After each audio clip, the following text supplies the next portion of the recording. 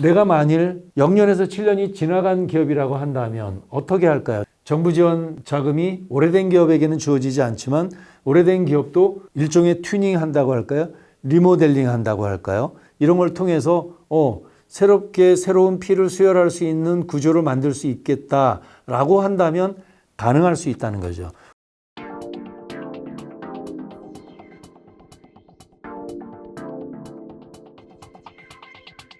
기업꿀정보TV 김창섭 소장입니다. 지난주 청창사가 발표됐죠. 그런데 경쟁률이 무려 10대 1. 약 1000명의 기업을 뽑았습니다. 정확하게는 850곳인데 경쟁률 10대 1이라는 이야기는 무려 10,000명이 지원했다는 거고요. 그중에 합격이 한 1000명 가까이 되고 나머지 9,000명이 탈락했다는 거죠. 안타까운 일입니다. 합격한 대표님에게는 뭐라고 표현할까요? 가문의 영광? 이렇게 표현해도 될 것 같습니다. 왜냐하면 서울대 합격한 것과 같은 거니까요.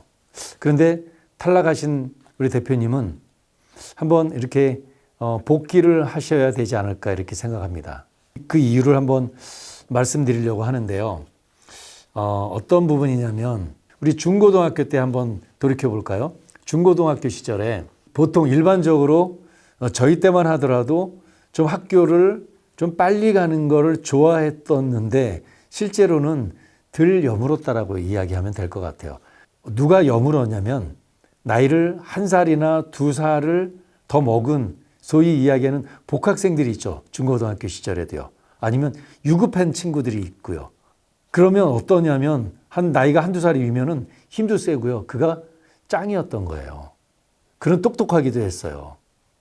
그게 바로 청창사에 얽혀있는 에피소드랑 유사하다고 생각합니다. 우리 일반적으로 청창사 누가 도전했냐면 생애에 처음으로 우리 사업하시는 분들이 도전을 해요. 그런데 합격하시는 사람들이 있죠. 일반적으로 그러신 분들이 제 생각에는 10%는 날 때부터 뛰어난 천재 같은 분들이 있던 것 같아요. 그런 분들은 그냥 여기저기 신경 안 써도 알아서 해서 그런 사람들이 최고 성적을 거두죠. 그런 사람들은 10%쯤 되는 것 같은데 비율은 따질 수 없지만 한 3분의 1은 이리저리 우여곡절을 겪었던 사람들이라고 생각해요. 여기에 핵심이 있다는 거죠. 근데 그 우여곡절이 만약에 이렇게 우리 학창시절처럼 1년, 2년 더 꿇고 더 인생물 먹고 사업 경험이 있었다면 어떨까요? 오늘의 이야기는 바로 여기에 있습니다.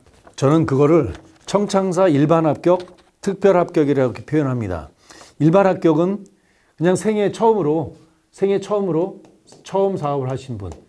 그렇게 합격하는 경우들이 있는데 오늘 이야기는 특별 합격을 이야기하는 거예요. 학창시절에 묵었던 것처럼 학창시절에 1년, 2년 더 경험이 있는 것처럼 싸움의 경험도 있고 이랬던 것처럼 그 이야기를 하는 겁니다. 이런 경우일 것 같아요. 첫 번째, 개인 기업을 10년을 하셨어요. 그 다음에 법인을 설립했습니다. 이런 경우 벌써 10년 동안 사업의 우여곡절을 다 겪으셨다라고 판단을 해요. 이런 경험 저런 경험. 아무래도 이렇게 해서 그 법인이라고 한다면 그 리그에서 비록 10,000명이 도전했다 하더라도 1,000명에 들어갈 확률이 훨씬 높아진다고 생각을 합니다. 그게 핵심 첫 번째. 두 번째, 이런 경우가 있어요. 개인 기업 5년을 하셨어요.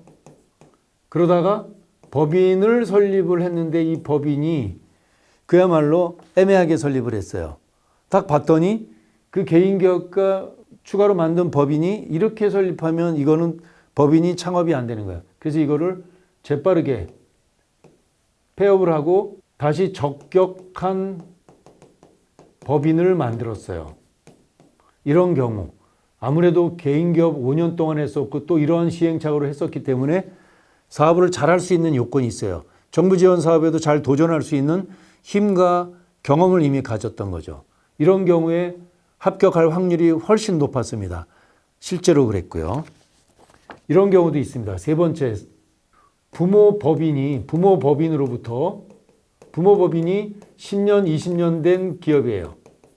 여기에서 주주로 있었는데 하다 보니까 부모님께서 내가 예전에 맨주먹으로 사업을 일구어왔던 것처럼 아직 부모가 자산은 충분하고 하니까 너 여기서 주저하지 말고 빠져. 그 다음에 실제로 한번 사업을 해봐. 내가 밀어줄게 라고 하는 경우가 있죠.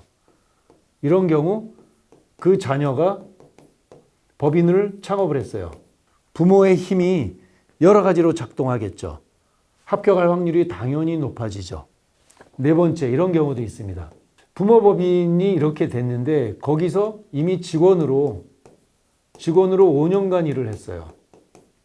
직원으로서만 인생의 경험한다고 대기업을 갔다가 아니다. 너 여기 와서 해. 너 후계 승계 실제로 일을 해. 그런데 그가 거들먹거리면서 일하시는 분이 아니라 실제로 입사해서 똑같이 일반 직원처럼 먹고 자고 하면서 동일하게 일을 했어요. 그런데 그의 피해는 이미 부모로부터 상당한 영향을 받고 있었어요. 그 자녀가 법인을 창업한 경우 있었어요. 아무래도 청창사 합격할 확률이 무조건 높아집니다. 작은 디테일에서 결정되는 것들이 아니죠. 이런 경우들이었어요. 이게 바로 청창사 청년창업사관학교 합격한 에피소드의 학교를 늦게 들어가서 덩치 크고 힘센 그래서 학교 짱이 된 그 아이들과 같은 거라고 생각할 수 있지 않나라는 이런 생각을 해봅니다. 저는 청년창업사관학교가 정부 지원 사업 중에서 사실은 꽃이에요. 대표 주자이기 때문에 오늘 청창사 지난주에 발표했기 때문에 이 사례를 들어서 에피소드를 이야기하는데 정부 지원 자금, 정책 자금 절세가 전략이라고 생각을 하실까요?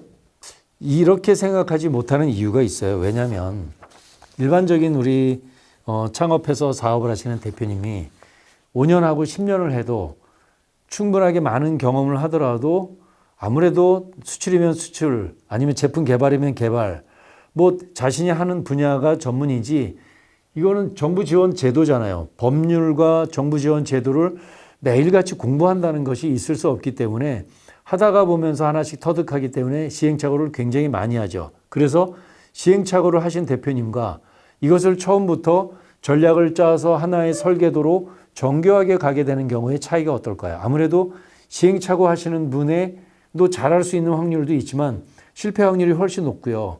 정교한 설계도를 갖고 거기에 특급 과외교사가 있는 채로 하나씩 그 길을 걸어가는 그런 경우라면 아무래도 합격 확률이나 성공 확률, 사업의 성공 확률이 훨씬 높다라고 생각을 해요. 그래서 저는 정부 지원금, 정책자금 절세는 전략이라고 이렇게 이야기를 합니다. 왜냐하면 정부 지원금의 대표적인 것이 우리 R&D라고 있지 않습니까? 기술개발 자금인데 기술개발 정부 지원 예산의 무려 30%가 창업기업의 0년에서 7년에 해당하는 기업에게 주어지는 혜택이에요. 나머지 70%를 수많은 기업들이 쌓아야 되는데 이 업력에 들어가 있지 않으면 신청할 자격조차 없는 게 정부 지원금 중에서 기술개발 자금, R&D 자금이라는 거죠. 두 번째 우리 창업 관련한 자금이 있어요. 통칭 창업 패키지라고 이렇게 이야기하고 창업 패키지, 청창사도 이 중에 하나고요. 청창사 뿐만 아니라 창업 중심대 학교, 창중대라고도 표현하고 있는 이와 관련된 이 영역들은 하나같이 창업 0년에서 7년 되는 그 기업에게 100%를 줍니다. 약간은 안 되죠. 이렇기 때문에 당연히 이와 관련된 무상자금에 대해서 영역이 7년 이내의 기업에게만 주어지기 때문에 어떤 기업은 이렇죠. 한 7년 후딱 지나가고 났는데 이제 와서 저런 자금이 있었어요? 저랬어요? 라고 하지만 이미 시간이 지났다는 거죠.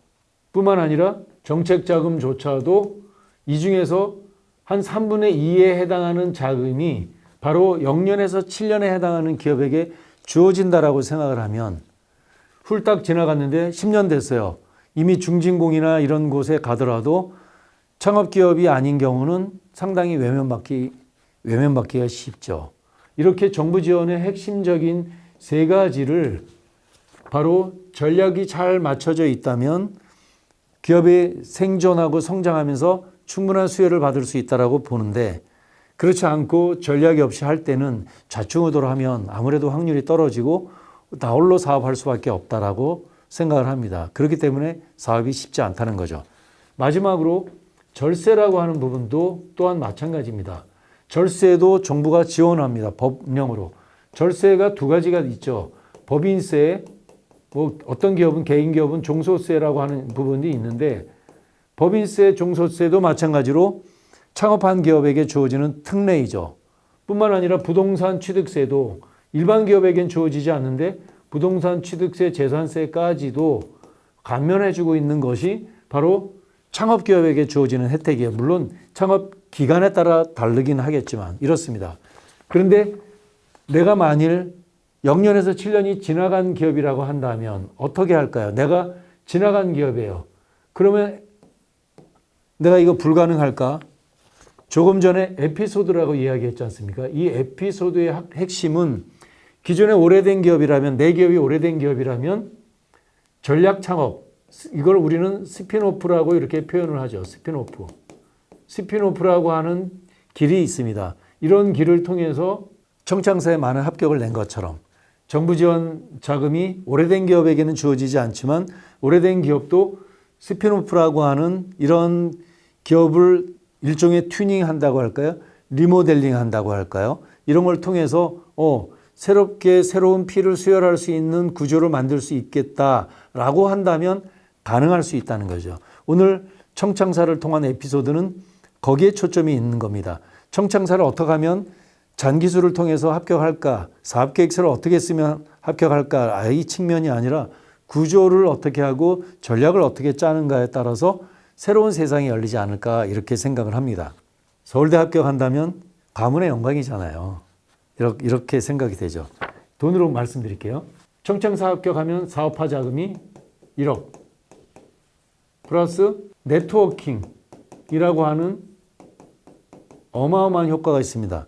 서울대 동문, 육사 동문, 어디 동문 이런 것처럼 청창사 동문, 토스, 비바 리퍼블리카 우리 청창사 출신이에요. 이런 선배들과 교류를 할 수 있는 찾아간다면 나 후배입니다. 이런 식의 이야기가 바로 네트워킹이죠. 아무런 관련이 없이 사람과 친밀도를 쌓는다는 건 어려운 일인데 어디 출신이란 것은 대한민국의 학연, 혈연, 지연 같이 새로운 학연입니다. 이게. 그런 길이고요. 네트워킹이라는 의미가 매우 긍정적인 의미가 있고요. 그리고 교육이라고 하는 것이 있는데 교육은 대한민국 최고의 중소기업 코칭, 기술경영, 재무경영, 회계 이와 관련된 코치로부터 지속적인 교육을 받는다는 거 엄청나죠. 마지막으로 후속 알파라고 하는 것. 이게 제일 큰 이유입니다. 후속 알파. 그러니까 어떤 정도냐면 청창사를 마치고 나면 글로벌 청창사가 있습니다. 그거 2억이 있고요. 뿐만 아니라 R&D가 있습니다. R&D. 디딤돌 R&D가 있어요. 1억 5천만 원. 마찬가지로 또 후속 지원 사업이 있습니다. 1억. 합쳐서 4억 5천만 원. 4억 5천만 원의 돈이 주어지죠. 뿐만 아니라 청년에게 주어지는 중진공 청년 자금이 있어요. 정책 자금 2억까지 해서 합쳐서 6억 5천만 원. 금전적 가치가 6억 5천만 원. 기타 네트워킹이라고 하는 돈으로 따질 수 없는 가치는 경우에 따라서는 수억, 수십억까지의 가치가 있다고 보시면 됩니다. 자, 오늘은 청창사 관련한 에피소드인데요. 한마디로 정부 지원 사업, 정책 자금, 절세, 그리고 오래된 기업이라 하더라도 새롭게 전략 창업이라는 걸 통해서 새로운 피를 수혈할 수 있는 전략적인 이야기를 오늘 좀 나눴습니다. 오늘의 에피소드가 우리 스타트업 지금 사업 예비 창업뿐만 아니라 사업을 쭉 확장해서 39세 이하이신 이 청창사 이번에 실패하신 우리 대표님뿐만 아니라 혹은 자녀 기업 자녀를 둔 분사 창업을 혹은 자녀에게 가업 승계를 생각하시는 우리 대표님, 내가 많은 자산을 물려주는 것만이 아니라 혹시 이런 청창사라고 하는 정말 멋진 네트워킹하는 곳에 마치 자녀가 서울대학교에 입학하는 이런 효과를 볼 수 있는 이렇게 기업 경영의 새로운 어떤 비전을 제시해 줄 수 있는 것이 있다면 오늘의 어떤 이 에피소드는 의미가 있지 않나 이렇게 생각을 합니다. 지금까지 시청해 주셔서 고맙습니다.